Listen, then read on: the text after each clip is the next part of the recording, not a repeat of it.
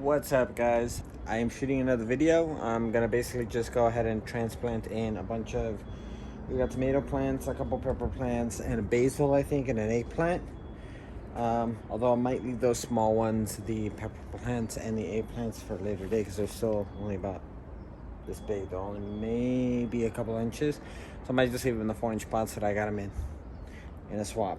But I do have some larger tomatoes ready. It's a combination of stuff.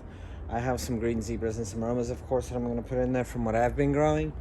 But I've got some Chadwick cherries. I've got some pink ox hearts, and I think some Cherokee purples. And then I just got 2 more today, the Chadwick cherry and the other one, golden something, gold medal.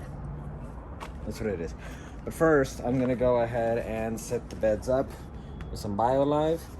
I'm going to put them into this container. It has holes, and then that way, fill it up. Obviously, do the measurements it tells you, and then just kind of move it back and forth. And that way, as the plant food comes out the bottom, the BioLive comes out the bottom because it's in powder form, then granules, and so then it'll just spread all over the bed.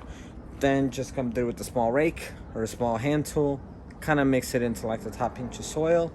Then I'm gonna go through, put in the plants in, and then I have some mycorrhiza from Plant Success Organics. They did send this out as a care package, I think like last year. Anyways, I have used it in my containers. I've been following along. I used it in my grow buckets, and the peppers did. I think it was a combination of this stuff and the system itself that the grow bucket is, self-watering system. They were fantastic. But at any rate, I'm going to use this because it looks like it needs to be used up. The container looks like crap, and it's kind of falling apart. I know it's not a great representation, but trust me, it was a very pretty bottle at one point right when I got it.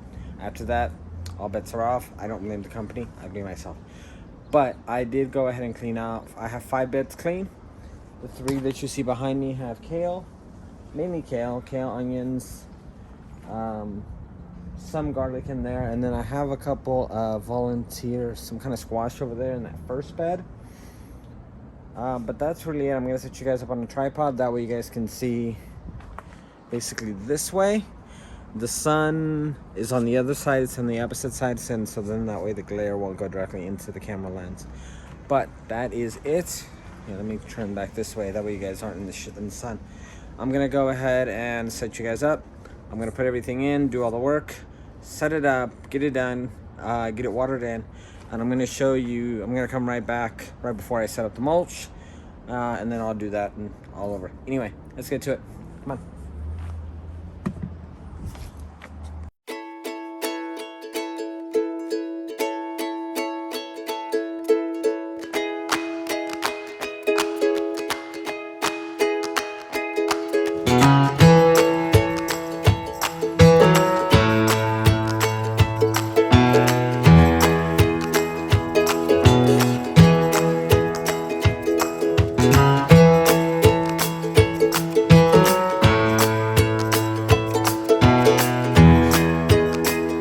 Alright guys, so I've done most of the planting, well, at least of the tomatoes.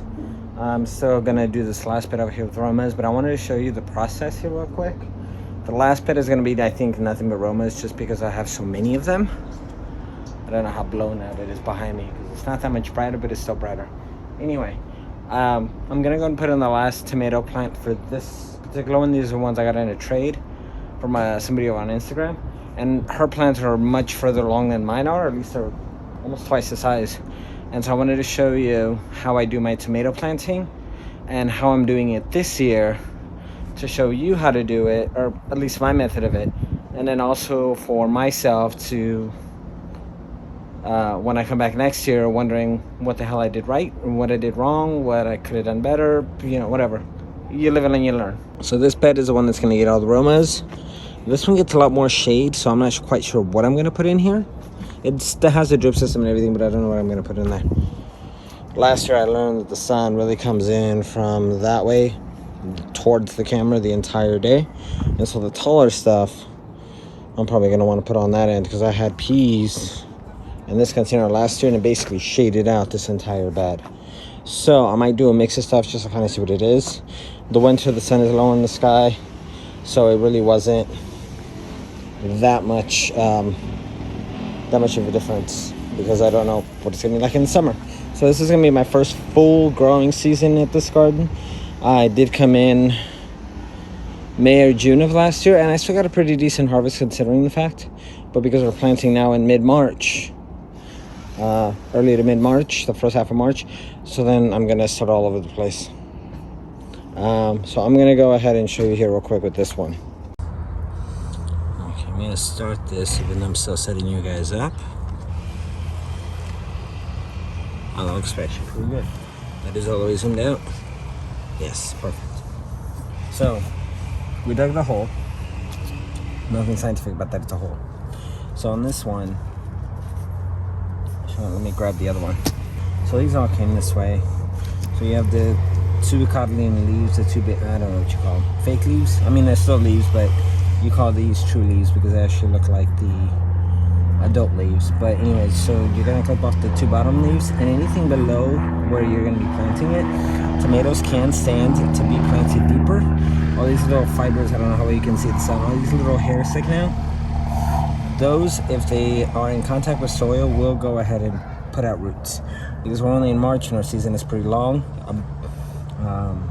then we don't have that issue as far as, you know, well, if they're putting out roots and they're not putting out fruit. No, trust me, we have a long enough season. So we basically have, I don't know, 10 months. I'd say conservatively 8 to 9 months. So anyway, so you're gonna chop them off. You're gonna chop off the bottom ones, which is what I've done here, almost. So these I'm just throwing into the pathway. These will get stepped on, munched, whatever. And you want to put it in the hole. You don't want the leaves touching the soil. So I'm actually gonna clip that off. Push a tiny bit more soil in there. And what I have been doing with the Growth Success or Plant Success Organics and Mycorrhiza, there, just enough. See if I can show you guys that, to kind of just show it there. We're gonna mix it in because just a little, because we don't want those actual pellets or pieces to touch the roots. I don't know the science behind it, but that's all I know.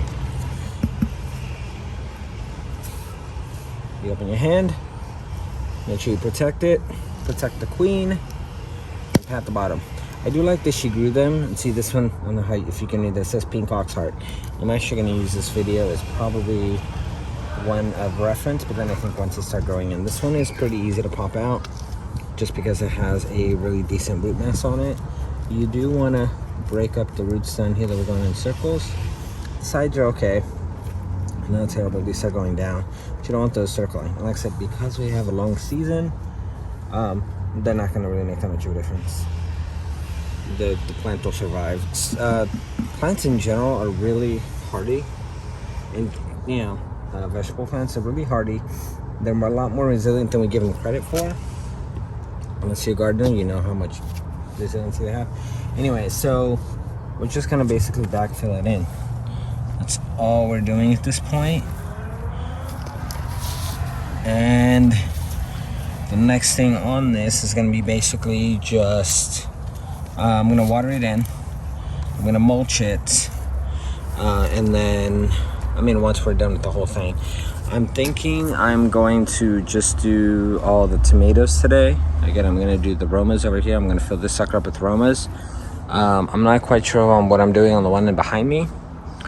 That one back there, that container, that 30-gallon, is probably gonna get this, what is this? Pink Ox Heart. And I gotta get the trellis and whatnot for it. Just a tower. There we go. All right.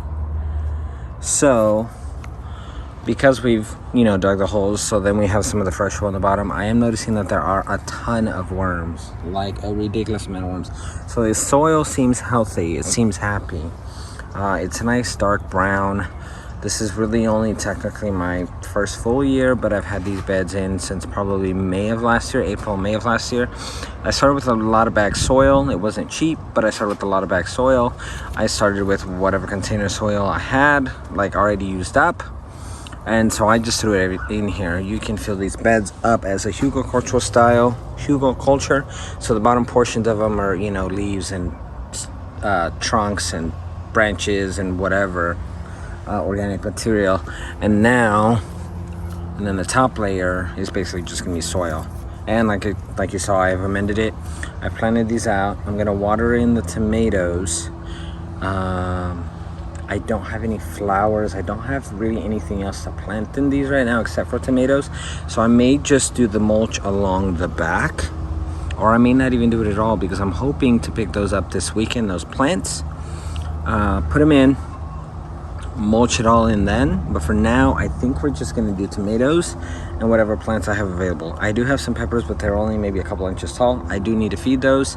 I'm gonna feed those with probably just what do you call it, the fish emulsion. It's gonna stink like hell, but it's fine. At any rate, I think for now I'm done. Let me just get you guys set up so you can watch this one, and I'm gonna set up that last one, and then that's probably gonna be it for this video, because I really don't have anything else to do. I kind of wish I did, because I have the time, I have the energy, and I'm just missing the plants. So I will try to get this closed out here.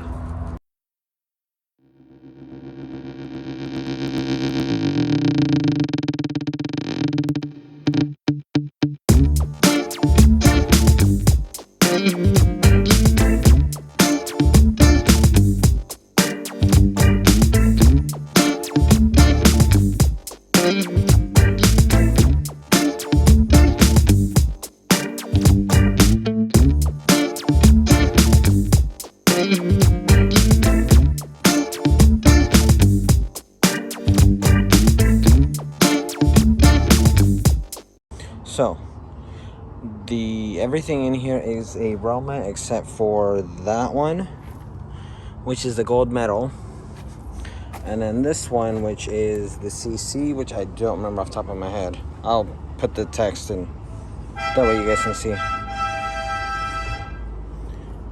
Everything else is Romas. We've got green zebras. We've got all the other stuff mixed in. So the black squares here are green zebras. The other ones are, I think I put the 2 Cherokee purples in the middle, the pink hawksheart on the end, and I think this bed is the same. So these 2 beds have each a pink hawksheart and a green zebra and a Cherokee purple. I'm gonna go ahead and water these beds in. I'm gonna hold off on the mulching on these, even though it's going to be just the tomato plants in the back row. I may sneak in some shorter season crops in between, so I don't want to go putting down a bunch of mulch. And it's really just 4 beds. I didn't end up doing anything to the 5th bed over here. I'm going to leave that one alone. I'm going to water it in. Alright guys, now that you've heard me ramble on for, I don't know how long this video is, 10, 15, 20 minutes, I wasn't trying to get it to be that long, I'm going to let you go.